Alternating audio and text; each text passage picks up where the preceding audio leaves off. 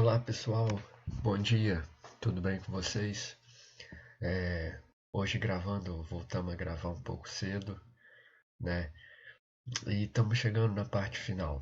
Estamos chegando na parte final do semestre, para minha tristeza. Semestre que aconteceu muita coisa, um semestre muito diferente, mas que tem tido discussões muito interessantes. Está sendo, a meu ver, tá sendo surpreendente diante das ocorrências, né? O que a gente está conseguindo discutir. Tá muito legal isso. E aí hoje a gente vai para essa parte final, que é justamente discutir, é, em essência, o que é um analista, né? Até sábado eu estava discutindo isso com a colega, né? Colegas, né? Psicanalistas, inclusive com muito mais experiência que eu. E eles falando, né, uma em especial falando que a pergunta o que é ser um psicanalista é uma pergunta que tem que sempre ficar em aberto, né? A gente nunca pode efetivamente dizer o que é. Ela é sempre uma pergunta que a gente está tentando resolver. Então, de certa forma, é isso que esse capítulo vai tratar e vai responder para vocês uma questão que sempre foi colocada para mim lá em teorias psicanalíticas, né? Por que que a psicanálise não tem um conselho? Por que que a psicanálise não acontece dentro da universidade? Então, afinal, como é que se forma um psicanalista? Como eu vou saber se um psicanalista é bom ou não? É esse debate que a gente vai começar a ficar um pouco mais claro, ou começar não, vai efetivamente ficar mais claro estudando esse capítulo, tá? É, Lembrando aqui que isso é um debate que já está no Freud, né? O Freud estava debatendo sobre isso e que o grande avanço foi com o Lacan, né? O Lacan ele institucionaliza isso, mas uma institucionalização que de certa forma leva em consideração o furo, o real, né? Isso que a gente não consegue institucionalizar. Isso é muito interessante. Por quê? Porque aqui se a gente faz algo muito engessado, se a gente faz uma institucionalização muito engessada, a gente vira a IPA, né? Que, como vocês viram, é justamente o movimento que o Lacan está indo contra. Tá bom? Então vamos lá, vamos começar a brincadeira.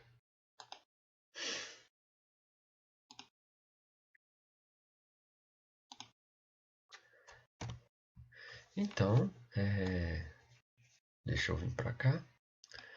Como eu falei para vocês, existe um problema que é justamente quando a análise termina, né? Quando é o fim da análise. Fim da análise aqui está mais no sentido de quando que ela acaba, né? Isso era uma questão para o Freud, porque para o Freud existia o que ele chamava de o rochedo da castração, né? Tanto o homem quanto a mulher chegava a um momento de sua análise em que se deparava com a castração, né? Era um rochedo para ele. E para o Freud isso é um problema, né? O que acontece com o sujeito quando a análise dele anda e se depara com a castração? Por isso que ele escreve o famosíssimo texto, já no fim da vida dele, análise terminável e interminável, a análise finita e a análise infinita. Né? Essa noção do infinito é muito interessante. Então Freud se debateu sobre isso. Ele falava, a análise então não tem fim, que é uma coisa até no senso comum, essa ideia de que a análise demora muito, né? Que é uma ideia que a gente pode também questionar aqui.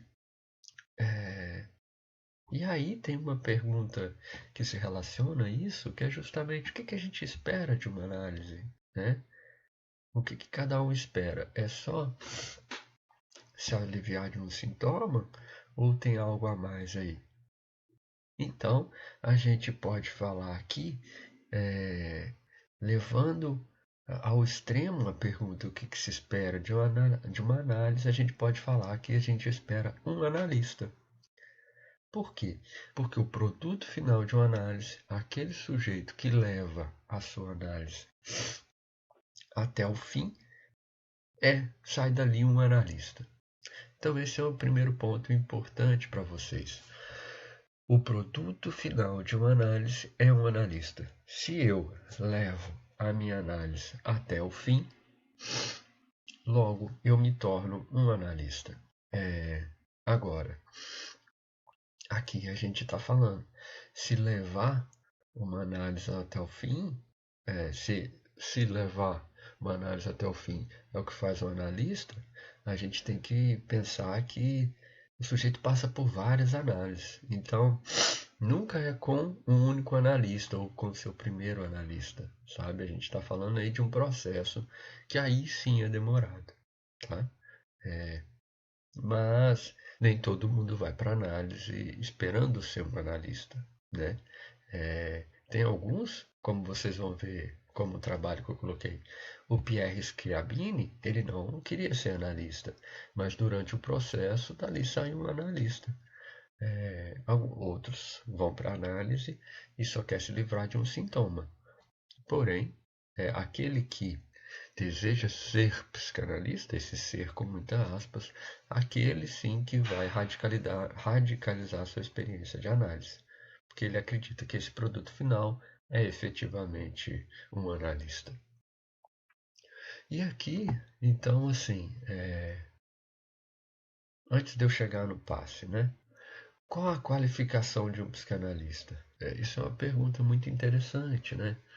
Porque como é que a gente sabe a qualificação de alguém, né? A gente pode perguntar para as outras pessoas se o cara é bom, se o cara é ruim, o que é um conceito complicado na nossa área, né? Se a gente pensar na psicologia, né?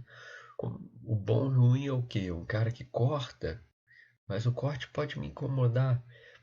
Por isso que nesse âmbito aí da psicologia, da psicanálise, eu sempre tenho uma dificuldade de colocar isso como um serviço. Psicanálise nem se fala, né? Mas algumas pessoas entendem a psicologia como uma prestação de serviço. Eu tenho um problema com isso, porque prestação de serviço, querendo ou não, é um pouco da lógica do comércio, né? O cliente sempre tem razão. Ora, a partir disso, como é que eu vou balizar? Como que eu vou balizar a minha prática? Como que eu vou saber se eu sou bom ou se eu sou ruim? É a partir do, do meu corte, mas e se o meu corte causa um mal-estar, eu vou ser considerado ruim. Então, é só uma viagem aqui pensando como é perigoso a gente colocar a psicologia, a meu ver, e a psicanálise no âmbito do serviço. A qualificação de um psicanalista, de certa forma, tem a dimensão do estudo, tem a dimensão da supervisão e tem a dimensão da análise pessoal. Então, o analista que seja um bom analista, um analista que consiga exercer, consiga ocupar o lugar de analista, é justamente um analista que atravessou sua experiência pessoal de análise, ok? E aí a gente tem a famosa frase: o analista só se autoriza por si mesmo. Creio que vocês já devem ter ouvido falar sobre isso, né? Essa famosa frase. Qual que é a ideia aqui? Se o analista é o produto final de uma análise, então o analista ele não precisa de um órgão regulador, de um conselho, por exemplo, falando se ele é ou não analista. Se ele fez o atravessamento da própria análise, ele pode se autorizar por si mesmo. Ele vai dizer, eu sou analista. É sempre assim. Não vai ter um outro que vai garantir isso para ele, tá bom? Tal como tem, por exemplo, no Conselho de Psicologia, né? A gente forma e aí a gente tem o registro, né? O CRP, que aí fala, ó, realmente ele é psicólogo, ele tem um registro. Na psicanálise não tem. O sujeito é que se autoriza, ele é que se nomeia, ele é que fala, eu sou analista, tá bom? Mas aí, é óbvio que isso gera alguns problemas, né? Isso permite algumas permite alguns desvios. E aí vale a pena a gente remontar essa frase, o analista só se autoriza por si mesmo, porque essa frase, ela é desse texto aqui, ó, do Outros Escritos, num texto chamado proposição de 9 de outubro de 1967. Proposição sobre o psicanalista na escola. Olha o que o Lacan fala. O analista só se autoriza por si mesmo, é uma frase do Lacan. Antes de mais nada, estou citando Lacan. Antes de mais nada, um princípio. O psicanalista só se autoriza de si mesmo. Esse princípio está inscrito nos textos originais da escola e decide sua posição. Preste atenção no que eu vou falar agora, que ele está falando. Isso não impede que a escola garanta que um analista depende de sua formação. Ela pode fazê-lo por sua própria iniciativa. E o analista pode querer essa garantia, o que, por conseguinte, só faz ir mais além. Tornar-se responsável pelo progresso da escola, tornar-se psicanalista da própria experiência. O que é o ponto aqui que muita gente esquece? O Lacan, tal como eu falei para vocês durante esse curso, ele pensa a formação do analista, ele pensa a prática da análise em contraponto à IPA, que é essa instituição criada pelo Freud e que era uma burocratização da experiência analítica. O Lacan vai contra isso, pensa a questão do pagamento, pensa a questão do tempo lógico nas sessões, tudo isso que a gente já estudou. E aí, dentro desse processo, ele é expulso, ou como ele diz, ele é excomunhado dessa instituição. Aí ele cria uma escola de psicanálise, a Escola Francesa de Psicanálise. E aí ele tem a ata de fundação de 64 e tem esse texto que conversa com a ata de fundação. E nesse texto da escola, ele coloca a relação da escola com esse psicanalista que se autoriza por si mesmo. Isso é uma coisa que muita gente esquece. O psicanalista se autoriza por si mesmo. Mas o que garante essa autorização é a sua relação com a escola. Então, Lacan, quando escreve essa frase, tem uma relação com a escola que vai garantir essa formação. Garantir no sentido que a escola funciona como esse outro em que permite o não saber do analista, porque corre o risco do analista se autorizar por si mesmo e achar que sabe tudo, como inclusive acontece com alguns colegas. E a escola é justamente esse outro para introduzir a diferença para esse analista. E aqui o Lacan chama esse termo de garantia, tá bom? Isso é super interessante. E os pilares fundamentais que estão aqui na proposição. Os pilares fundamentais que o Lacan coloca é o cartel, pilares fundamentais da escola dele, é o cartel e o passe, né? Cartel é um modo de estudar dentro da escola, né, em que 4 pessoas se reúnem, escolhem mais um para estudar um tema diverso. Eu posso depois explicar isso para vocês. E o passe, que é o que nos interessa aqui, que é justamente esse processo institucional, é importante que se diga, um processo institucional em que o analista chega ao fim da análise e ele dirige isso para a escola para verificar se efetivamente ele chegou ao fim de análise. E para isso é constituído hoje um cartel do passe, ou seja, um grupo de pessoas, 4 pessoas, que vai verificar se o sujeito efetivamente chegou ao fim de análise ou não. O que é esse verificar? É justamente perguntar, sabe? Mas isso daqui na sua análise, isso daqui, como é que foi isso e tal. Não é ninguém vai dar... É um processo de nomeação, tá? E que não é obrigatório. Isso é interessante, né? Você só atravessa o passe ou você só perde o passe se você quiser. Ninguém te obriga a isso, tá? Então isso é importante porque vocês terem em mente, assim. E esse termo passe, né? Vocês veem que no texto do Quinet ele coloca o passe enquanto uma passagem, né? É um momento em que o analista passa para outro lugar. No caso, uma nova nomeação, né? Que o Lacan chama de AE, analista da escola. É isso que chama, é isso que quer dizer AE. E Mas aí eu descobri, eu ando estudando num cartel, inclusive, muito sobre o passe, e em francês, quando a gente diz senha, a gente fala mot de passe, mot de passe. E é um pouco disso, né? Quando você vai falar sua experiência pessoal de análise para o cartel, tem algo da senha, daquilo que você fala, que você mostra como você finalizou a sua análise, quando você chegou no ponto central. Então é uma ideia da senha, por isso esse termo passe, tá bom? Tem muito a ver com a palavra mot de passe, que é senha em francês. O trabalho 2 de 5,5 que eu pedi para vocês é um testemunho de passe, né? Então, lembre-se disso que eu estou falando, dessa questão institucional, para ler o trabalho de 5,5, tá bom? Então, pensamos sobre o problema freudiano, né? Como eu disse para vocês, o rochedo da castração. Para Freud, o rochedo da castração era o problema do fim da análise. Como eu ia finalizar, dar um fim à análise se existia o rochedo da castração, ok? Que qualquer sujeito ia se debater, né? Ia encontrar isso, essa dimensão. Ora, por Lacan, isso não é um problema. O problema é que o Freud, quando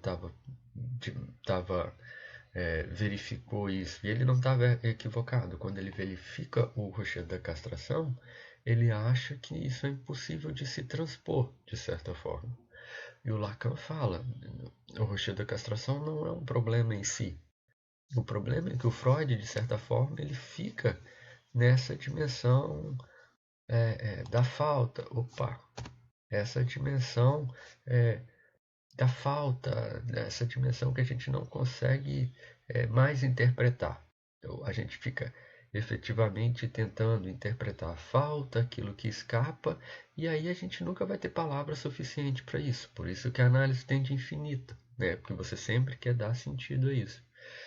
E o Lacan falou, não, há de se abandonar essa crença no sentido e vamos para o outro polo. Qual que é o polo oposto ao sentido? É justamente a dimensão do gozo, é justamente a dimensão do objeto.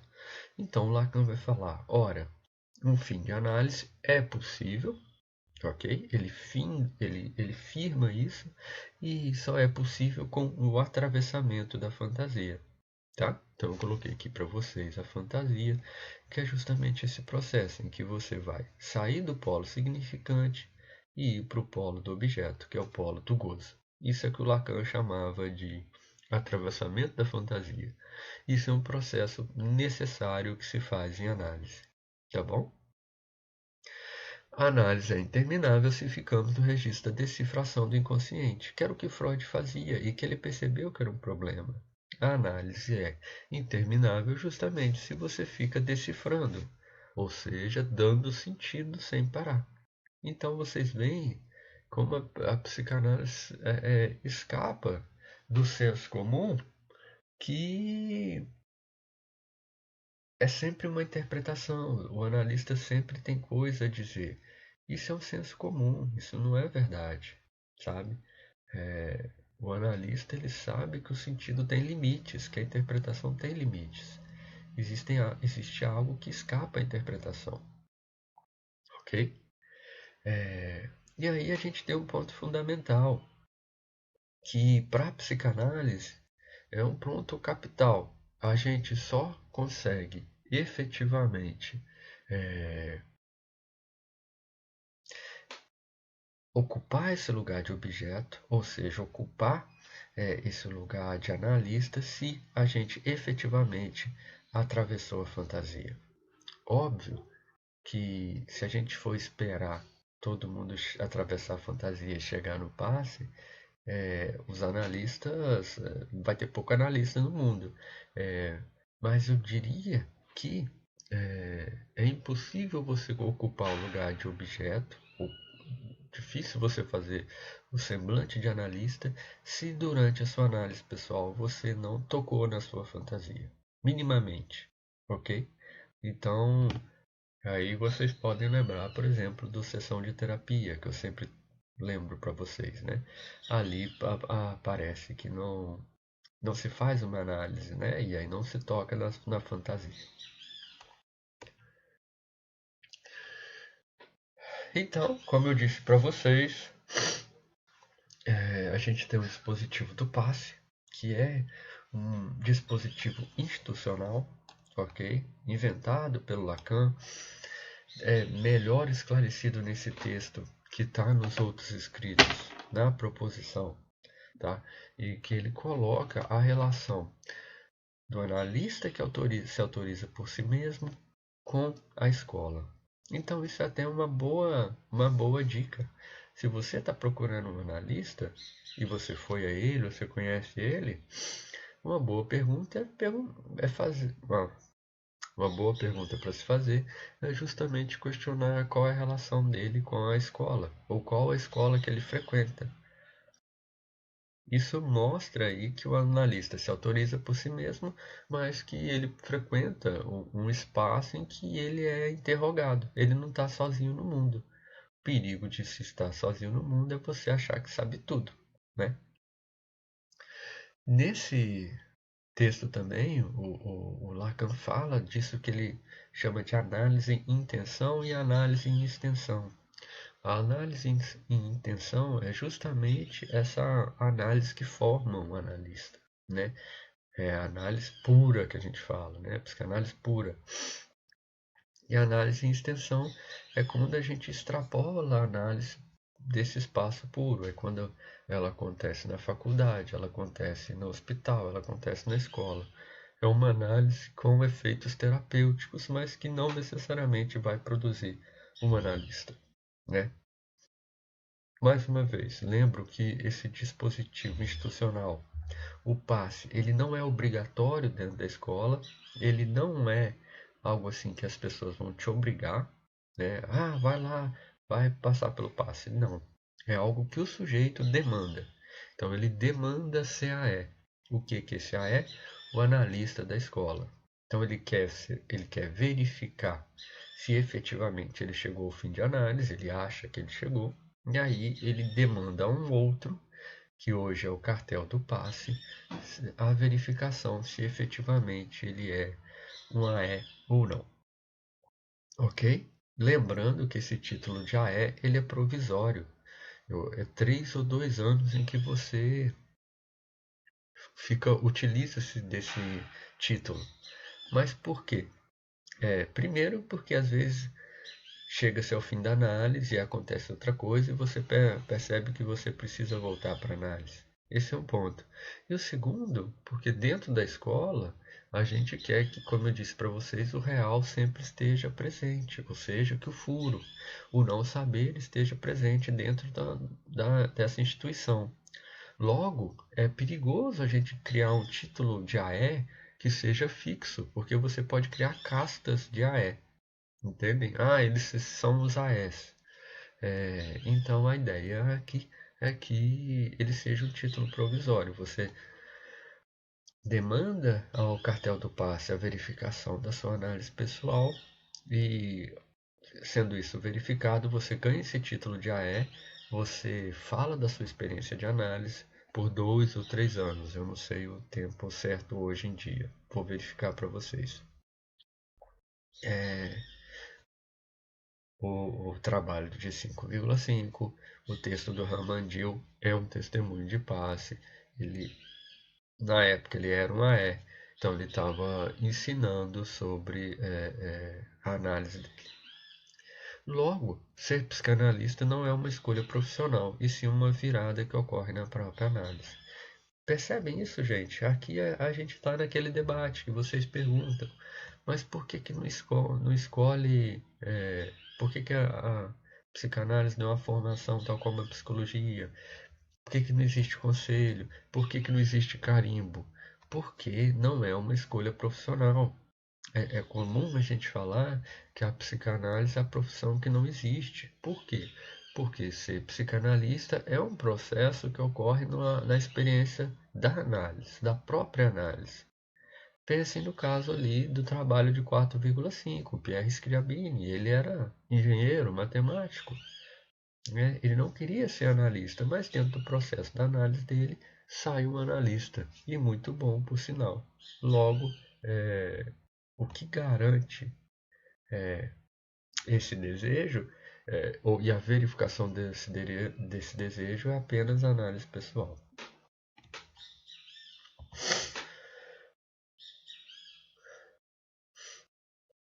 Então, o Quiné, nesse texto, ele se pergunta, né, quais são as coordenadas lógicas e clínicas do início e do final da análise, né? O que ele está querendo aqui, que ele está questionando? É justamente o fato que, como a gente viu lá nas entrevistas preliminares, existe o significante da transferência, né? O significante contingencial que faz o início da transferência, né? Aquele traço qualquer do analista que faz o sujeito produzir algo, e aí começando a transferência. E o Kiner fala, mas isso não existe um algoritmo do fim de análise. Então, de que maneira a gente pode instrumentalizar, de certa forma, ou teorizar sobre o fim de análise, né? E aí, justamente, é o que ele está perguntando: quais são as coordenadas lógicas e clínicas do final de análise?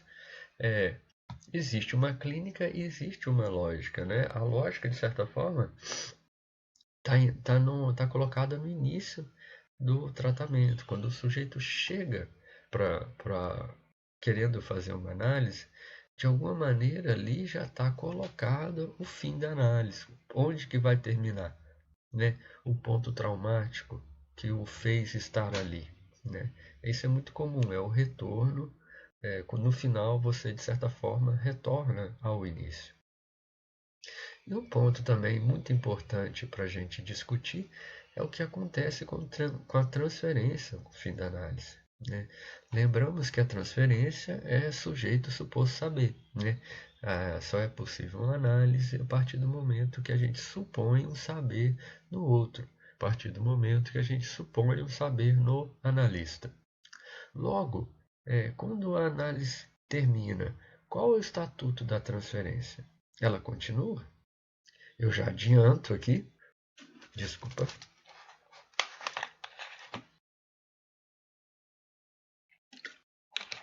eu já adianto que quando uma análise termina, ela para terminar tem que cair com ela também a transferência. Ou seja, você tem que deixar de supor no outro um certo saber. Então, de certa forma, no fim de análise, existe um desvelamento dessa transferência. Essa transferência cai e o analista fica na posição de dejeto, de certa forma, de um resto, ou seja, aquele que mostra a face que ele também não sabe. Esse saber do outro que era suposto, no fim de análise, cai, mostrando que o analista não sabe aquilo que eu supunha. Ok? E aí, respondendo essa coordenada lógica e clínica do início e do fim de análise, o Quiné vai trazer essa ideia, né, da destituição subjetiva e da travessia da fantasia. Deixa eu ver se eu...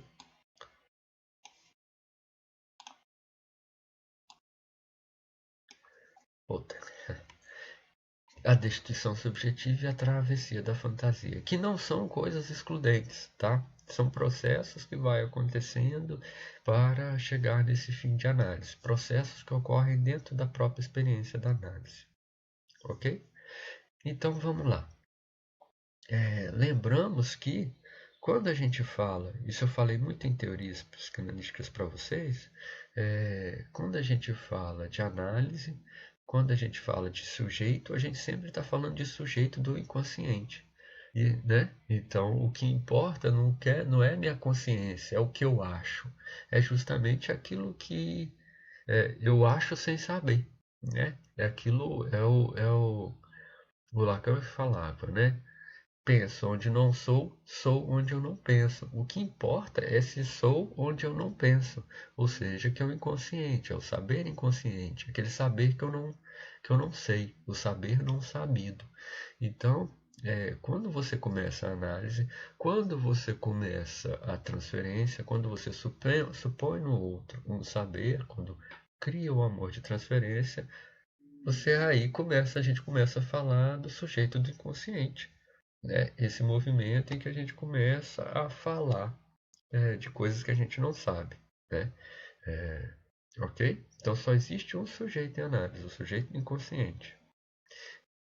No processo de análise ocorre uma destituição como desidentificação dos significantes advindos do outro. O que isso quer dizer? Ora, sou professor, sou pai, sou marido, sou Lucas Fraga, meu nome próprio, Lucas Fraga Gomes. Isso tudo são significantes advindo do outro, é o outro que me nomeia, né? Mesmo que eu fale eu sou professor, eu pego o significante professor, eu pego do outro, mesmo que eu dê um significado próprio para isso, um sentido, só tem um sentido também a partir do momento que eu consigo comunicá-lo, né? Então eu pego ele do outro e eu me identifico com esses significantes. Ora, no processo de análise, a ideia é que você vai se desidentificar. Tem um E, eu acho que não tem esse N aqui. Desidentificar. Não sei se tem esse N, depois eu vou verificar isso daqui. Então a ideia é que você vai se desidentificar desse processo, né? Então eu vou percebendo que marido, pai, professor, Lucas Fraga Gomes, nada disso efetivamente, nada desses significantes conseguem efetivamente dizer quem eu sou, ou me dá uma segurança para falar eu sou isso, ok? Porque de certa forma a gente está no registro do sentido, porém existe algo que escapa ao sentido. E aqui é o que a gente está falando, de certa forma, em termos freudianos, como um enfrentamento da castração. É um processo da análise em que eu vou, a partir do momento que eu vou questionando esses significantes que eu me identifico, esses significantes em que eu estou colado, a partir do momento que eu vou questionando, chega um processo, chega um momento em que eu vou questionar a própria castração. Questionar a castração não, mas de certa forma encarar a castração no sentido que todas essas identificações vão ser colocadas em questão, no sentido que nada disso consegue dizer quem eu sou. Entendem? Isso é muito interessante. E se nada disso consegue dizer quem eu sou, isso inclui inclusive o analista, que é justamente essa dimensão que eu falei para vocês do final de análise. Ora, se nenhum desses significantes que eu me identifico consegue dizer quem eu sou, da mesma forma é o analista. Esse outro que eu suponho que tem um saber, também não consegue falar quem eu sou. Também ele, usando da interpretação e usando do sentido, ele não consegue efetivamente falar disso que me toca, né? Então, o analista é deixado como um dejeto ao fim da análise, é um resto. Dejeto aqui tem a ideia aqui de um resto, né? Que a gente fala até uma merda, né? Justamente que é a queda da transferência, né? A transferência cai, e só porque cai é que a gente vai embora da análise, porque se ainda tivesse transferência, a gente ainda acreditaria no analista e na posição dele. Não sei se vocês estão percebendo, olha que interessante, a gente vai para a análise porque a nossa fantasia fundamental, desculpa, fantasia fundamental não, a gente vai para a análise porque de certa forma algo parou de funcionar. A gente vai para a análise porque algo parou de funcionar, a gente cria uma transferência, uma suposição de saber, e dentro desse processo a gente vai se angustiar, é um processo de angústia em que a gente vai questionar esses significantes que a gente se identifica e dentro dessa angústia isso vai produzindo efeitos que a gente pode chamar de cura, que culmina no ponto final nessa desidentificação aos significantes e justamente a queda dessa transferência que a gente colocou no início e que foi necessária ao início do tratamento. Não sei se isso ficou claro para vocês, mas é muito interessante como você constrói algo no início para ser destruído no final. Então, a experiência da análise não tem como ser uma experiência livre da angústia, por exemplo. Não, a análise não tem esse caráter de ser algo muito bom, algo prazeroso para a pessoa. Não tem como, teoricamente. Eu acho que tá um pouco claro ver isso, né? E é, o outro braço do fim da análise, né? O Kine coloca a destituição subjetiva e ele coloca a questão da travessia da fantasia, que eu coloquei para vocês como a fórmula da fantasia, né? Que está aqui, né? Aqui do lado direito, que é justamente essa dimensão é, da travessia da fantasia. Então, a fantasia tem dois polos, o polo do sujeito, o polo do significante e o polo do objeto. A ideia é percorrer a fantasia, é atravessar essa fantasia. Lucas, o sujeito tem várias fantasias? Tem. Geralmente, geralmente um sujeito angustiado, por exemplo, ele chega angustiado porque a fantasia que estava que muitas vezes suportou ele, a vida que ele levava parou de funcionar, ele vai para a análise e dentro do processo de análise, muitas vezes ele constrói outra fantasia. Então, assim, ele tem várias fantasias. Porém, quando a gente está falando de fantasia ou travessia da fantasia, a gente quer tocar na fantasia fundamental, ok? Trabalho de 5,5. Fiquem atentos a isso. Então, num processo de análise, você quer chegar na travessia fundamental do sujeito, ou seja, aquela travessia que efetivamente estrutura a vida dele. E aí a gente remonta às experiências primárias do sujeito, né? O que ele escutou, por exemplo, que fez ele construir uma fantasia. Lembrando sempre que tem um polo significante e um polo de objeto. O que o Lacan fala? Se a gente quer um fim de análise, a gente quer justamente saber qual é o objeto. Qual é o objeto que fundamenta a fantasia do sujeito? Qual é o objeto da fantasia fundamental do sujeito? Ou seja, qual é o objeto em que o sujeito se reconhece? Que na verdade, gente, eu sou o meu objeto de gozo.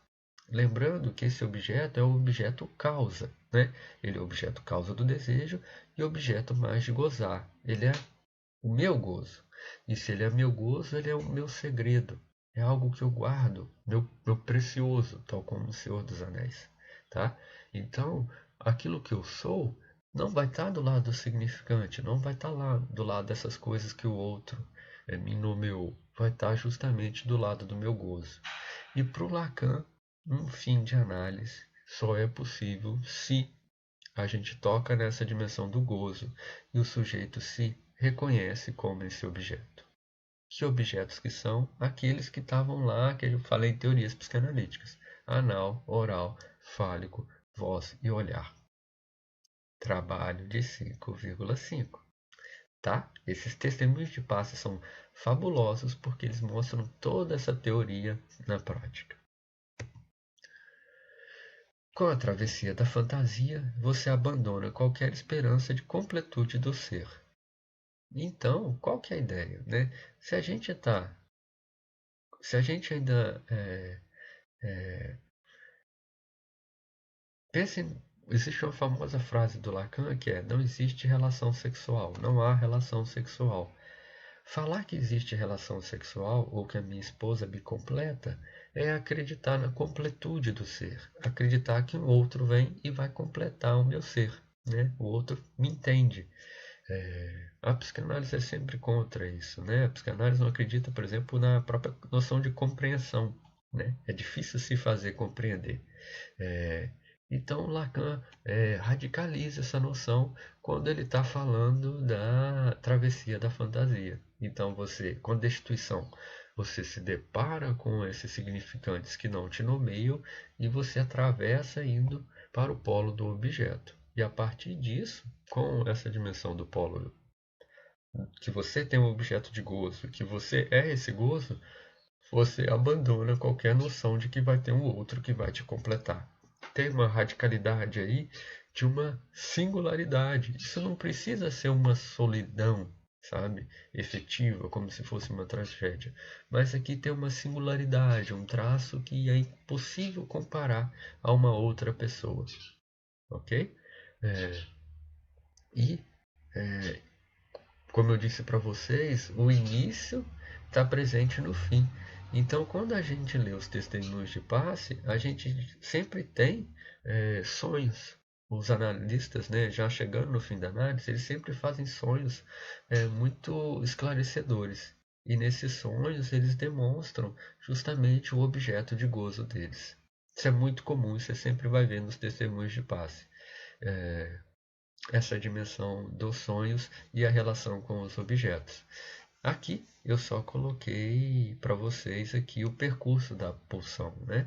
É o objeto A e como a pulsão percorre o nosso corpo, perpassando os orifícios, os objetos.